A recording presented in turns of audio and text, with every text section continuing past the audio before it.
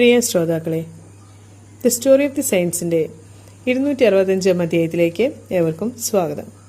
വിശുദ്ധ ഫിയാഗർക്ക് ശേഷം ഈ ആഴ്ച മിസ്റ്റർ റെയ്മണ്ടിനെ കുറിച്ചാണ്.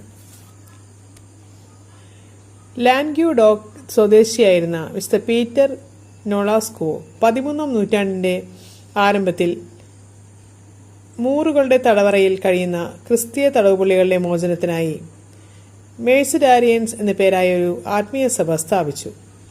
തന്റെ സഭയിലേക്ക് അദ്ദേഹം ക്ഷണിച്ചവരിൽ റെയ്മണ്ട് എന്ന പേരായ ഒരു വ്യക്തിയുമുണ്ടായിരുന്നു. റെയ്മണ്ട് ജനിക്കുന്ന സമയത്ത് അദ്ദേഹത്തിന്റെ മാതാവ് മരണപ്പെട്ടതിനാൽ ശസ്ത്രക്രിയയിലൂടെയാണ് വയറുകേറിയാണ് കുട്ടിയെ പുറത്തെടുത്തത്. അതിനാലാണ് അദ്ദേഹത്തിന് നൊന്നാറ്റൂസ് എന്ന ഇരട്ടപ്പേര് ലഭിച്ചത്. തടവ് പുള്ളികളുടെ മോചകൻ എന്ന നിലയിൽ നിന്നും വിശുദ്ധ പീറ്റർ സുലോക്കിയോ വിരമിച്ചപ്പോൾ റെയ്മണ്ട് നൊലാറ്റ്യൂസ് ആയിരുന്നു അദ്ദേഹത്തിന്റെ പിൻഗാമിയായി തീർന്നത്. പിന്നീട് റെയ്മണ്ട് അൾജീരിയയിലേക്ക് പോവുകയും നിരവധി ക്രിസ്ത്യാനികളുടെ മോചനം സാധ്യമാക്കുകയും ചെയ്തു. എന്നാൽ കുറച്ചുനാൾ കഴിഞ്ഞപ്പോൾ അദ്ദേഹം കൊണ്ടുപോയ ധനമെല്ലാം തീർന്നു. അദ്ദേഹത്തിന് സ്വയം രക്ഷപ്പെടാനായിരുന്നെങ്കിലും നിരവധി പേരെ അടിമകളാക്കി അവിടെ ഉപേക്ഷിക്കേണ്ടതായി വരുന്നുവെന്നതിനാൽ വിശുദ്ധൻ അവരുടെ മോചനത്തിന് തന്നെ മൂറുകൾക്ക് സമർപ്പിച്ചു. ക്രൂരന്മാരായ മൂറുകളുടെ തടവറയിൽ റെയ്മണ്ടിന്റെ ജീവൻ അപകടത്തിലായിരുന്നു. തങ്ങളിൽ ചിലരെ വിശുദ്ധൻ മതപരിവർത്തനം ചെയ്തുവെന്ന് ആരോപിച്ച് അൾജിയേഴ്സിലെ മൂറുകൾ വിശുദ്ധനെതിരെ കോപാകുലരായി.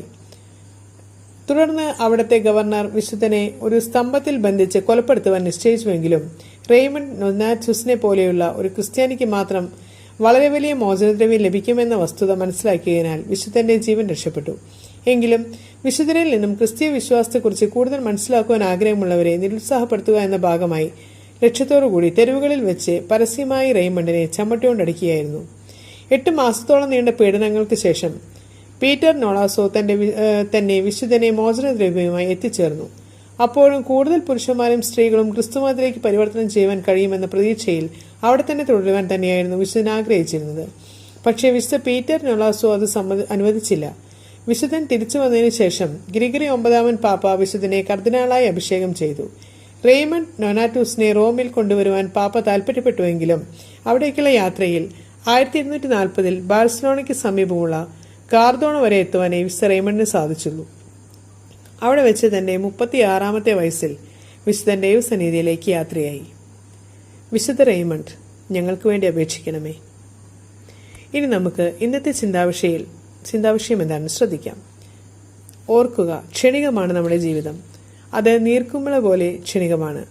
നമ്മുടെ മരണശേഷം മണ്ണിൽ അലിഞ്ഞില്ലാതാകുന്ന ശരീരം അല്ലാതെ അഹങ്കരിക്കുവാൻ മറ്റൊന്നുമില്ല നമ്മുടെ കൈവശം. ഇതെല്ലാവരും ഓർക്കുന്നത് നല്ലതായിരിക്കും. ഏവർക്കും നന്ദി.